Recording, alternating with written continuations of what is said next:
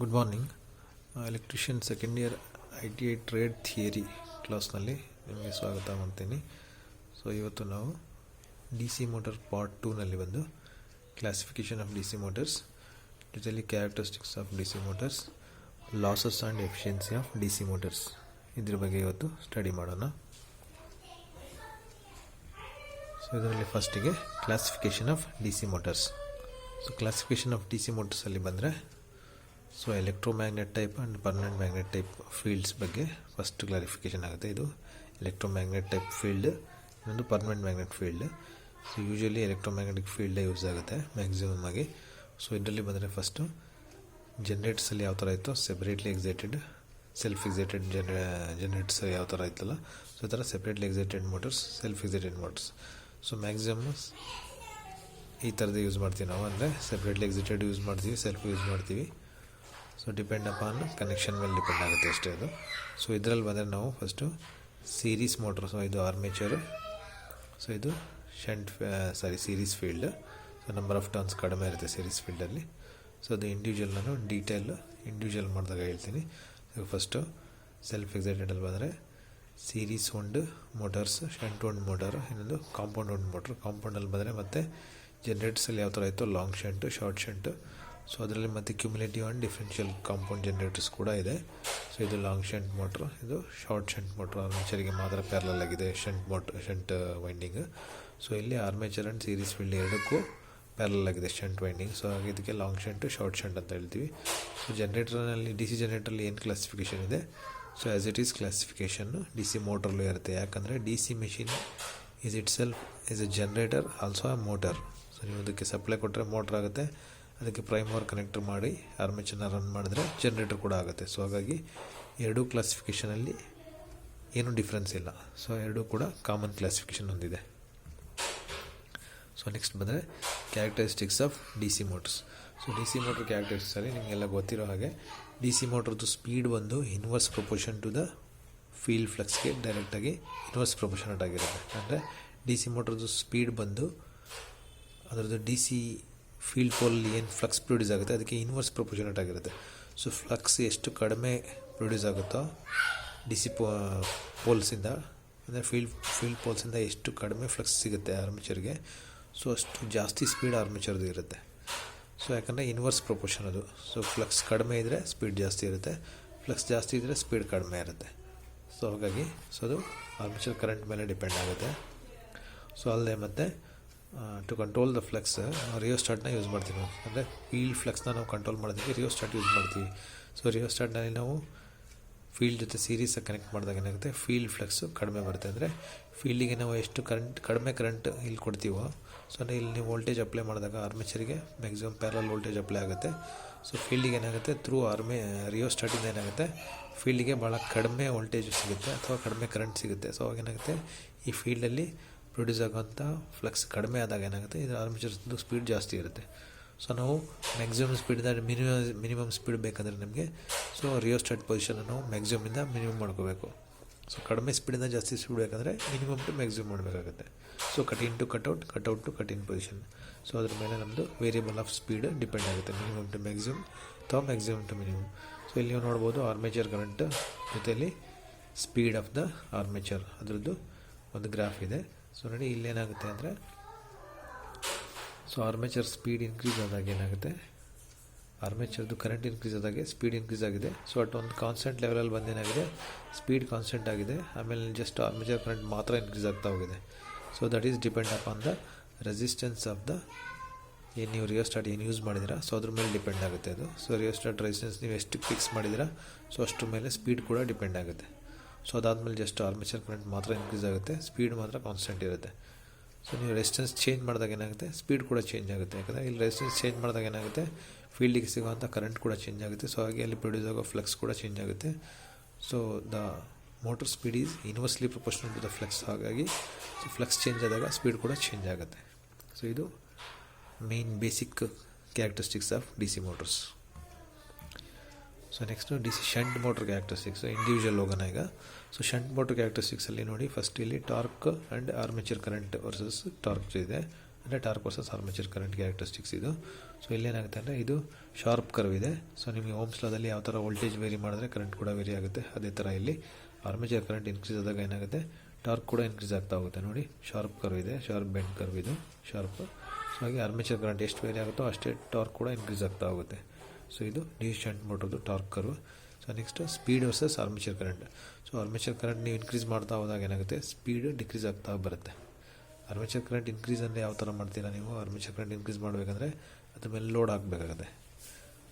So motor ಮೇಲೆ load ಹಾಕಿದಾಗ ಏನಾಗುತ್ತೆ, ಸ್ಪೀಡ್ ಕೂಡ ಡ್ರಾಪ್ ಆಗುತ್ತೆ, ಜೊತೆಯಲ್ಲಿ ಏನಾಗುತ್ತೆ ಅದರ ಟಾರ್ಕ್ ಕೂಡ ಸಮ್ ಡಿಕ್ರೀಸ್ ಆಗುತ್ತೆ ಇದರಲ್ಲಿ. ಸೊ ಆರ್ಮೇಚರ್ ಕರೆಂಟ್ ಇನ್ಕ್ರೀಸ್ ಆದಾಗ ಇನ್ಕ್ರೀಸ್ ಮಾಡಬೇಕಂದ್ರೆ ಏನು ಮಾಡಬೇಕು, ಆ್ಯಕ್ಚುಲಿ ನಾವು ಅದಕ್ಕೆ ಲೋಡ್ ಕನೆಕ್ಟ್ ಮಾಡಬೇಕಾಗುತ್ತೆ. ಲೋಡ್ ಇನ್ಕ್ರೀಸ್ ಮಾಡ್ತಾ ಹೋದಾಗ ಏನಾಗುತ್ತೆ, ಆರ್ಮೇಚರ್ದು ಸ್ಪೀಡ್ ಕೂಡ ಡಿಕ್ರೀಸ್ ಆಗುತ್ತೆ. ಅಂದರೆ ಇದು constant speed first without load. So ನೀವು ಲೋಡ್ ಇನ್ಕ್ರೀಸ್ ಮಾಡ್ತಾ ಹೋದಾಗ ಏನಾಗುತ್ತೆ, ಇದು ಸ್ಪೀಡ್ ಏನಾಗಿದೆ ಡಿಕ್ರೀಸ್ ಆಗ್ತಾ ಬರ್ತಾ ಇದೆ. ಸೊ ಇದು speed versus armature current. So next speed versus torque ratio. ಇದು ಕೂಡ ಅಷ್ಟೇ, ನೀವು ಟಾರ್ಕ್ ಭಾಳ ಜಾಸ್ತಿ ಇನ್ಕ್ರೀಸ್ ಮಾಡ್ತಾ ಹೋದರೆ ಅವಾಗೇನಾಗುತ್ತೆ, ಸ್ಪೀಡ್ ಕೂಡ ಡಿಕ್ರೀಸ್ ಆಗುತ್ತೆ. ಸೊ ಇದೆಲ್ಲ ಏನಾಗುತ್ತೆ ಡೈರೆಕ್ಟ್ ಪ್ರೊಪೋರ್ಷನ್. ನೀವು ಟಾರ್ಕ್ ಇನ್ಕ್ರೀಸ್ ಮಾಡಿದಾಗೆ ಇನ್ವರ್ಸ್ಲಿ ಪ್ರೊಪೋರ್ಷನ್. ಟಾರ್ಕ್ ಇನ್ಕ್ರೀಸ್ ಮಾಡಿದಾಗ ಏನಾಗುತ್ತೆ, ಸ್ಪೀಡ್ ಕೂಡ ಡಿಕ್ರೀಸ್ ಆಗ್ತಾ ಬರುತ್ತೆ. ಸೊ ಟಾರ್ಕ್ ಎಷ್ಟು ಕಡಿಮೆ ಇರುತ್ತೋ ಸೊ ಅಷ್ಟು ಸ್ಪೀಡ್ ಜಾಸ್ತಿ ಇರುತ್ತೆ. ಸೊ ಟಾರ್ಕ್ ಕಡಿಮೆ ಯಾವಾಗಿರುತ್ತೆ, at the starting of the motor start ಆದಾಗ ಏನಾಗುತ್ತೆ, ಟಾರ್ಕ್ ಕಡಿಮೆ ಇರುತ್ತೆ, ಸ್ಪೀಡ್ ಜಾಸ್ತಿ ಇರುತ್ತೆ. ಸೊ ಇದರಲ್ಲಿ ಟಾರ್ಕ್ ಇನ್ಕ್ರೀಸ್ ಆದಾಗ ಏನಾಗುತ್ತೆ, ಸ್ಪೀಡ್ ಡಿಕ್ರೀಸ್ ಆಗುತ್ತೆ. ಅಂದರೆ ಇದರಲ್ಲಿ ಸ್ಪೀಡ್ಗೂ ಟಾರ್ಕ್ಗೂ ಏನಾಗಿದೆ, ಇನ್ವರ್ಸ್ ಪ್ರೊಪೋರ್ಷನೇಟ್ ಆಗಿದೆ. ಬಟ್ ಟಾರ್ಕ್ ವರ್ಸಸ್ ಆರ್ಮೇಚರ್ ಏನಿದೆ ಇದು ಮಾತ್ರ ಡೈರೆಕ್ಟ್ ಪ್ರೊಪೋರ್ಷನ್ನು. ಆರ್ಮೇಚರ್ ಕರೆಂಟ್ ಇನ್ಕ್ರೀಸ್ ಆದಾಗ ಏನಾಗುತ್ತೆ, ಟಾರ್ಕ್ ಇನ್ಕ್ರೀಸ್ ಆಗುತ್ತೆ. ಬಟ್ ಟಾರ್ಕ್ ಇನ್ಕ್ರೀಸ್ ಆದಾಗ ಏನಾಗುತ್ತೆ, ಸ್ಪೀಡ್ ಡಿಕ್ರೀಸ್ ಆಗುತ್ತೆ. ಸೊ ಇನ್ನೊಂದೇನೆಂದರೆ ಆರ್ಮೇಚರ್ ಕರೆಂಟ್ ಇನ್ಕ್ರೀಸ್ ಆದಾಗ ಸ್ಪೀಡ್ ಕೂಡ ಡಿಕ್ರೀಸ್ ಆಗುತ್ತೆ overall. So armature current increase ಆದಾಗ ಟಾರ್ಕ್ ಮಾತ್ರ ಜಾಸ್ತಿ ಆಗುತ್ತೆ, ಬಟ್ ಅದರಲ್ಲಿ ಸ್ಪೀಡ್ ಡಿಕ್ರೀಸ್ ಆಗುತ್ತೆ. ಸೊ ಸ್ಪೀಡ್ ಡಿಕ್ರೀಸ್ ಆದಾಗ ಟಾರ್ಕ್ ಜಾಸ್ತಿ ಆದಾಗ ಸ್ಪೀಡ್ ಕೂಡ ಡಿಕ್ರೀಸ್ ಆಗುತ್ತೆ. ಸೊ ಈ ಥರ ಆರ್ಮೇಚರ್ ಕರೆಂಟ್ ಇನ್ಕ್ರೀಸ್ ಆದಾಗಲೂ ಕೂಡ ಸ್ಪೀಡ್ ಡಿಕ್ರೀಸ್ ಆಗುತ್ತೆ. ಸೊ ಇದಿಷ್ಟು shunt motor characteristics. So next ಈ ಸೀರೀಸ್ ಮೋಟ್ರ್ ಕ್ಯಾರೆಕ್ಟರಿಸ್ಟಿಕ್ಸ್ ನೋಡೋಣ. ಸೊ ಇದರಲ್ಲಿ ನೋಡಿ first torque and armature current. So ಇಲ್ಲೇನಾಗ್ತಾಯಿದೆ, ಆರ್ಮೇಚರ್ ಕರೆಂಟ್ ಇನ್ಕ್ರೀಸ್ ಆಗ್ತಾ ಹೋದಾಗ ಏನಾಗಿದೆ, ಸೊ ಇಲ್ಲೂ ಕೂಡ ಏನಾಗ್ತಾಯಿದೆ, ಟಾರ್ಕ್ ಇನ್ಕ್ರೀಸ್ ಆಗ್ತಾ ಹೋಗ್ತಾಯಿದೆ. ಬಟ್ ಶಾರ್ಪ್ ಕರ್ವ್ ಇಲ್ಲ, ಪ್ಯಾರಾಬೋಲಿಕ್ ಕರ್ವ್ ಇದೆ. ಸೊ ಆರ್ಮೇಚರ್ ಕರೆಂಟ್ ಇನ್ಕ್ರೀಸ್ ಆದಾಗ ಏನಾಗ್ತಾಯಿದೆ, ಟಾರ್ಕ್ ಕೂಡ ಇನ್ಕ್ರೀಸ್ ಆಗ್ತಾಯಿದೆ. So armature torque, shaft torque ಎರಡು ಪ್ಯಾರಲಲ್ ಆಗಿದೆ. ಸೊ ಇಲ್ಲೇನಾಗಿದೆ, ಇದು ಕೂಡ ಡೈರೆಕ್ಟ್ ಪ್ರೊಪೋರ್ಷನೇಟ್. ಸೊ ನೆಕ್ಸ್ಟ್ ಏನಿದೆ ನೋಡಿ, speed versus armature current. So ಇಲ್ಲೇನಾಗ್ತಾಯಿದೆ ಅಂದರೆ ನೋಡಿ, ಇದು ಇನ್ವರ್ಸ್ ಪ್ರೊಪೋರ್ಷನೇಟ್. ಸೊ ಇಲ್ಲೇನಾಗ್ತಾಯಿದೆ, ಆರ್ಮೇಚರ್ ಕರೆಂಟ್ ಸ್ಟಾರ್ಟಿಂಗಲ್ಲಿ ಕಡಿಮೆ ಇದ್ದಾಗ ಸ್ಪೀಡ್ ಜಾಸ್ತಿ ಇದೆ. ಸೊ ಆರ್ಮೇಚರ್ ಕರೆಂಟ್ ಇನ್ಕ್ರೀಸ್ ಆಗ್ತಾ ಇದೆ ಅಂದರೆ ಏನು, ಲೋಡ್ ಇನ್ಕ್ರೀಸ್ ಆಗ್ತಾ ಇದೆ. ಲೋಡ್ ಇನ್ಕ್ರೀಸ್ ಆಗ್ತಾ ಇದ್ದಾಗ ಏನಾಗ್ತಾಯಿದೆ, ಇದು ಸ್ಪೀಡ್ ಕಡಿಮೆ ಆಗ್ತಾ ಬರ್ತಾಯಿದೆ. ನೋಡಿ ಸ್ಪೀಡ್ ಮ್ಯಾಕ್ಸಿಮಮ್ ಇತ್ತು, ಆರ್ಮೇಚರ್ ಕರೆಂಟ್ ಕಡಿಮೆ ಇದೆ, ಸ್ಪೀಡ್ ಮ್ಯಾಕ್ಸಿಮಮ್ ಇದೆ. ಸೊ ಈಗೇನಾಗಿದೆ, ಆರ್ಮೇಚರ್ ಕರೆಂಟ್ ಜಾಸ್ತಿ ಆಗ್ತಾ ಇದೆ, ಸ್ಪೀಡ್ ಏನಾಯಿತು ಇಲ್ಲಿ ನೋಡಿ ಕಡಿಮೆ ಆಯಿತು speed. So armature current maximum ಇದೆ, ಸ್ಪೀಡ್ ಕಡಿಮೆ ಆಗ್ತಾ ಇದೆ. ಸೊ ಇದು ಸ್ಪೀಡ್ ವರ್ಸಸ್ ಆರ್ಮೇಚರ್ ಕರೆಂಟ್ ಇದೆ, ಇದು ಇನ್ವರ್ಸ್ ಪ್ರೊಪೋರ್ಷನೇಟ್ ಆಗಿದೆ ಇಲ್ಲಿ. So next speed versus torque, ಇದು ಕೂಡ ಇನ್ವರ್ಸ್ ಪ್ರೊಪೋರ್ಷನ್. ಸೊ ಸ್ಟಾರ್ಟಿಂಗಲ್ಲಿ ಏನಿದೆ, ಟಾರ್ಕ್ ಕಡಿಮೆ ಇದ್ದಾಗ ಸ್ಪೀಡ್ ಜಾಸ್ತಿ ಇದೆ. ಸೊ ಆ್ಯಸ್ ಟಾರ್ಕ್ ಜಾಸ್ತಿ ಆದಾಗ ಏನಾಗುತ್ತೆ, ಸ್ಪೀಡ್ ಕಡಿಮೆ ಆಗೇ ಆಗುತ್ತೆ. ಯಾಕಂದರೆ ಲೋಡ್ ಟಾರ್ಕ್ ಜಾಸ್ತಿ ಆದಾಗ ಸ್ಪೀಡ್ ಮ್ಯಾಕ್ಸಿಮಮ್ ಕಡಿಮೆ ಆಗೇ ಆಗುತ್ತೆ ಇದು. ಸೊ ಇದಿಷ್ಟು ಇದರಲ್ಲಿ ಎರಡೇನಿದೆ, ಇದು ಸ್ಪೀಡ್ ವರ್ಸಸ್ ಆರ್ಮೇಚರ್, ಜೊತೆಯಲ್ಲಿ ಸ್ಪೀಡ್ ವರ್ಸಸ್ ಟಾರ್ಕ್, ಇದೆರಡು ಕೂಡ ಇನ್ವರ್ಸ್ ಪ್ರೊಪೋರ್ಷನೇಟ್ ಆಗಿದೆ. So torque versus armature current ಮಾತ್ರ ಡೈರೆಕ್ಟ್ ಪ್ರೊಪೋರ್ಷನೇಟ್ ಆಗಿದೆ. ಸೊ ಇದಿಷ್ಟು ಡಿ ಸಿ ಸೀರೀಸ್ ಮೋಟರ್ದು characteristics. So next D C compound motor characteristics ನೋಡೋಣ. ಸೊ ಇದರಲ್ಲಿ ನೋಡಿ, ಸೊ ಇದರಲ್ಲಿ ನಿಮಗೆ ಎಲ್ಲದ್ರದ್ದು ಇದೆ. ಟಾರ್ಕ್ ವರ್ಸಸ್ ಆರ್ಮೇಚರ್ ಕರೆಂಟ್ ಬಂದರೆ ಸೊ ನೋಡಿ, ಸೀರೀಸ್ ಮೋಟ್ರದ್ದು ಪ್ಯಾರಾಬೋಲಿಕ್, ಶಂಟ್ ಮೋಟ್ರದ್ದು ಶಾರ್ಪ್ ಕರ್ವ್, ಕ್ಯುಮ್ಯುಲೇಟಿವ್ ಕಾಂಪೌಂಡ್ದು ಆಲ್ಮೋಸ್ಟ್ ಪ್ಯಾರಾಬೋಲಿಕ್ ಇದೆ. ಬಟ್ ಡಿಫ್ರೆನ್ಷಿಯಲ್ ಏನಾಗ್ತಾ ಇದೆ, ಫಸ್ಟು ಡೈರೆಕ್ಟ್ ಪ್ರೊಪೋರ್ಷನೇಟ್ ಆಗಿದೆ, ಆಮೇಲೆ ಹೋಗ್ತಾ ಏನಾಗುತ್ತೆ, ಸ್ಯಾಚುರೇಷನ್ ಆಗಿ ಏನಾಗುತ್ತೆ, ಕಾನ್ಸ್ಟೆಂಟ್ ಆಗ್ತಾಯಿದೆ. ಅದು ಯಾವುದು ಡಿಫ್ರೆನ್ಷಿಯಲ್ ಕಾಂಪೌಂಡ್ ಮೋಟ್ರದ್ದು. ನೆಕ್ಸ್ಟು ಸ್ಪೀಡ್ ವರ್ಸಸ್ ಆರ್ಮೇಚರ್ ಕರೆಂಟಿಗೆ ಬಂದಾಗ, ಸೊ ಶಂಟ್ ಮೋಟ್ರದ್ದು ನೋಡಿ, as the armature current increase ಅಂದರೆ ಲೋಡ್ ಇನ್ಕ್ರೀಸ್ ಆದಾಗ ಏನಾಗ್ತಾಯಿದೆ, ಸ್ಪೀಡ್ ಡಿಕ್ರೀಸ್ ಆಗ್ತಾಯಿದೆ ಶಂಟ್ದು. ಸೀರೀಸ್ದು ಏನಾಗ್ತಾಯಿದೆ, ಇನ್ವರ್ಸ್ ಪ್ರೊಪೋರ್ಷನ್ ಆಡೋದು. ಸೊ ನೀವು ಆರ್ಮೇಚರ್ ಕರೆಂಟ್ ಇನ್ಕ್ರೀಸ್ ಆದಾಗ ಏನಾಗುತ್ತೆ, ಸ್ಪೀಡಲ್ಲೂ ಕೂಡ ರ್ಯಾಪಿಡ್ ಸ್ಪೀಡ್ ಡಿಕ್ರೀಸ್ ಆಗುತ್ತೆ.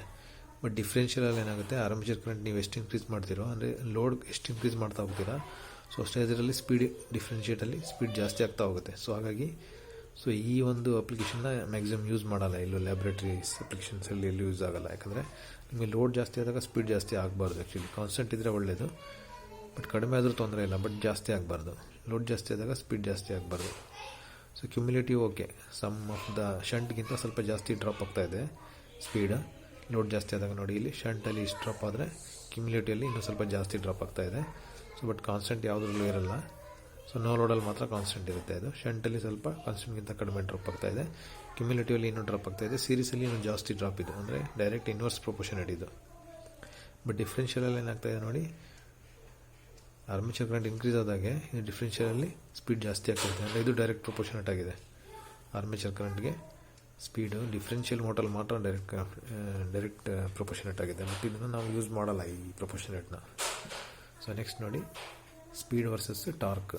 ಸ್ಪೀಡ್ ಟಾರ್ಕಲ್ಲಿ ಏನಾಗ್ತಾಯಿದೆ ನೋಡಿ, ಸೀರೀಸಲ್ಲಿ ಏನಾಗ್ತಾಯಿದೆ ಇನ್ವರ್ಸ್ ಪ್ರೊಪೋರ್ಷನ್ ಇದು, ಶಂಟಲ್ಲೂ ಕೂಡ almost inverse proportion, but rapid drop ಆಗೋಲ್ಲ, ಸೀರೀಸಲ್ಲಿ ಮಾತ್ರ ರ್ಯಾಪಿಡ್ ಡ್ರಾಪ್ ಆಗುತ್ತೆ.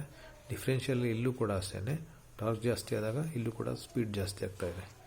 ಸೊ ಈ ಒಂದು ಅಪ್ಲಿಕೇಶನ್ ಡಿಫ್ರೆನ್ಷಿಯಲ್ ಮೋಟರ್ನ ನಾವು ಈ ಒಂದು ಲೋಡ್ ಅಪ್ಲಿಕೇಶನಲ್ಲಿ ನಾವು ಡಿಫ್ರೆನ್ಷಿಯಲ್ ಮೋಟರ್ಸ್ನ ಯೂಸ್ ಮಾಡಲ್ಲ, ಯಾಕಂದರೆ ಇದು ನಾವು ಲೋಡ್ ಜಾಸ್ತಿ ಮಾಡಿದಾಗ ಏನಾಗ್ತಾಯಿದೆ ಇಲ್ಲಿ ಸ್ಪೀಡ್ ಜಾಸ್ತಿ ಆಗಿಬಿಡ್ತಾ ಇದೆ. ಸೊ ಹಾಗಾಗಿ ಡಿಫ್ರೆನ್ಷಿಯಲ್ ಮೋಟ್ರು ಕೆಲವೊಂದು ಅಪ್ಲಿಕೇಶನ್ಗಳಲ್ಲಿ ಇದು ರ್ಯಾಪಿಡ್ ಸ್ಪೀಡ್ ತೊಗೊಳುತ್ತೆ. ಸೊ ಹಾಗಾಗಿ ಇದನ್ನು ನಾವು ಯೂಸ್ ಮಾಡೋಕ್ಕಾಗಲ್ಲ. ಬಟ್ ಕ್ಯುಮ್ಯುಲೇಟಿವ್ ಯೂಸ್ ಮಾಡ್ಬೋದು, ಶಂಟ್ ಯೂಸ್ ಮಾಡ್ಬೋದು, ಸೀರೀಸ್ ಕೂಡ ಯೂಸ್ ಮಾಡ್ಬೋದು. ಕೆಲವೊಂದು ಅಪ್ಲಿಕೇಶನ್ಗಳಲ್ಲಿ ಸೀರೀಸ್ ಯೂಸ್ ಆಗುತ್ತೆ, ಬಟ್ ಡಿಫ್ರೆನ್ಷಿಯಲ್ ಯೂಸ್ ಮಾಡೋಕ್ಕಾಗೋದಿಲ್ಲ. ಸೊ ಇದಿಷ್ಟು D C compound motor characteristics. So next losses of D C motors. So losses ಏನಿದೆ ನಿಮಗೆ ಡಿ ಸಿ ಜನ್ರೇಟರ್ಸಲ್ಲಿ ಏನೇನು ಲಾಸಸ್ ಇತ್ತು ಸೊ ಅದೇ ಪೂರ್ತಿ ಸೇಮ್ ಲಾಸಸ್ ಇಲ್ಲೂ ಕೂಡ ಬರುತ್ತೆ. ಸೊ ಇಲ್ಲೇನಿದೆ iron loss and mechanical loss ಎರಡು ಏನಿದೆ ಇದು ಫಿಕ್ಸ್ಡ್ ಲಾಸ್, ಅಂದರೆ ಕಾನ್ಸ್ಟೆಂಟ್ ಲಾಸ್. ಸೊ ಲೋಡ್ ಇರಲಿ ಬಿಡಲಿ ನಿಮಗೆ iron loss, hysteresis loss, eddy current loss and friction windage losses ಏನಿದೆ ಇದು ಕಾನ್ಸ್ಟೆಂಟ್ ಇದ್ದೇ ಇರುತ್ತೆ ಯಾವಾಗಲೂ. No load or with load ಇದೆರಡು constant losses. So copper loss ಏನಿದೆ ಇದು ವೇರಿಯಬಲ್ ಲಾಸು. ನೀವು ಮೋಟ್ರ್ ಆನ್ ಮಾಡಿ ನೋ ಲೋಡಲ್ಲಿ ಕಡಿಮೆ ಇರುತ್ತೆ, ಲೋಡ್ ನೀವು ಜಾಸ್ತಿ ಮಾಡಿದಾಗ ಏನಾಗುತ್ತೆ ಆರ್ಮೇಚರ್ ಕಾಪರ್ ಲಾಸ್ ಜಾಸ್ತಿ ಆಗ್ತಾ ಹೋಗುತ್ತೆ. ಫೀಲ್ಡ್ ಕಾಪರ್ ಲಾಸು ಅಷ್ಟೇ, ಲೋಡಲ್ಲಿ ನೋ ಲೋಡಲ್ಲಿ ಎಷ್ಟಿರುತ್ತೋ ಅದಕ್ಕಿಂತ ಜಾಸ್ತಿ ಲೋಡಲ್ಲಿ ಇರುತ್ತೆ. ಲೋಡ್ ನೀವು ಇನ್ಕ್ರೀಸ್ ಮಾಡಿದಾಗೆ ಆರ್ಮೇಚರ್ ಕಾಪರ್ ಲಾಸು ಜಾಸ್ತಿ ಆಗ್ತಾ ಇರುತ್ತೆ. ಬಟ್ ಐರನ್ ಲಾಸ್ ಏನಿದೆ ಅದು ಫಿಕ್ಸ್ಡ್ ಲಾಸ್, ಅಂದರೆ ಕಾನ್ಸ್ಟೆಂಟ್ ಲಾಸ್. ಅದರಲ್ಲೇನು ಹಿಸ್ಟೆರಿಸಿಸ್ ಲಾಸ್ ಇದೆ, ಎಡಿ ಕರೆಂಟ್ ಲಾಸ್ ಇದೆ, ಅದೆರಡೂ ಕೂಡ ನೋ ಲೋಡ್ ಅಥವಾ ಲೋಡ್ ಎರಡರಲ್ಲೂ ಕೂಡ ಏನಾಗಿದೆ ಅದು ಫಿಕ್ಸ್ಡ್ ಲಾಸ್, ಅಂದರೆ ಕಾನ್ಸ್ಟೆಂಟ್ ಇರುತ್ತೆ ಅದು.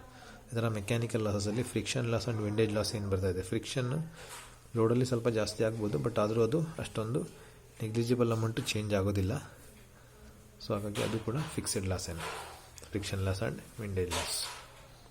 ಸೊ ಇದಿಷ್ಟು losses of D C motors. So next efficiency of D C motor. So efficiency of D C ಮೋಟರ್ಸಲ್ಲಿ ಬಂದರೆ ನಾವು ಜನರಲ್ ಎಫಿಷಿಯನ್ಸಿನಲ್ಲಿ ತೊಗೊಂಡ್ರೆ ನಾವು efficiency is output power divide by input power, ಅಂದರೆ ಏನಿದೆ ಆ್ಯಸ್ ಯೂಶ್ವಲ್.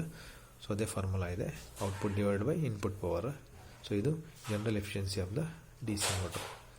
ಸೊ ಬಟ್ ಅದೇ ಎಲೆಕ್ಟ್ರಿಕಲ್ ಎಫಿಷಿಯನ್ಸಿಗೆ ಬಂದರೆ ನೀವು it's is the ratio of motor power to the input power. So motor power ಅಂದರೆ ಏನು, so this is the motor power ನೋಡಿ, E B into I A, back M F into armature current. So ಇದರಲ್ಲಿ ನಮಗೆ motor power ಸಿಗುತ್ತೆ, ಅಂದರೆ motor ಏನು power ಕೊಡ್ತಾ ಇದೆ ಔಟ್ಪುಟ್ಟಲ್ಲಿ. ಸೊ ದಿಸ್ ಈಸ್ ದ ಅದಕ್ಕೆ ರಿಲೇಷನ್ ಇದು, E B into I A, ಅಂದರೆ back M F into armature current ಏನಿದೆ ಇದು this is motor power.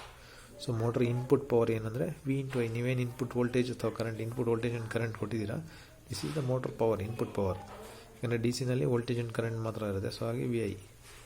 So ಔಟ್ಪುಟ್ಟಲ್ಲಿ E B back M F into armature current, ಅಂದರೆ ಅದರಲ್ಲಿ ಜನ್ರೇಟ್ ಆಗಿರುತ್ತಾನೆ ಬ್ಯಾಕ್ ಎಮ್ ಎಫ್, ಮೋಟ್ರಲ್ಲಿ ಜನ್ರೇಟ್ ಆಗಿರುತ್ತೆ. So that is the voltage and armature current ಏನು circulate ಆಗ್ತಾ ಇರುತ್ತೆ ಆರ್ಮೇಚರಲ್ಲಿ, ಸೊ ಅದು ಕರೆಂಟ್. ಇದಿಷ್ಟು ಮೋಟ್ರದ್ದು ಪವರ್ ಇದು, that is called output power.